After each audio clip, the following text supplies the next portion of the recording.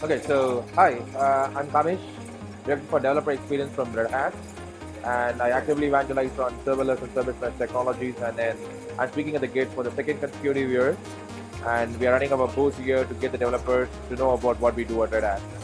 So it has been pretty active response from the developers the last 2 days. I think we had a good amount of developers coming back after hitting our sessions onto our booth and asking some super exciting questions. And we were really excited to know that the people were so interested in the technologies that we do in open source, and really helps us to kind of drive our products to the next level of things what we have to do from the upstream side of things. Uh, I should say it's a mixed response to this, because there are some people like who are from the little bit higher level that they actually do the everyday coding.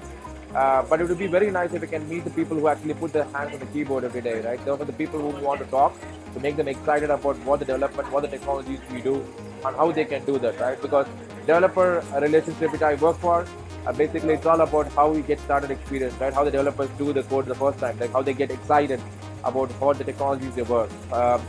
Maybe like I should say, it's fairly amount of, we met 75% of people who are really the developers, and maybe the 25% of the people are delegates a little bit above the developers who doesn't do management, architecture, and all these kind of stuff, right?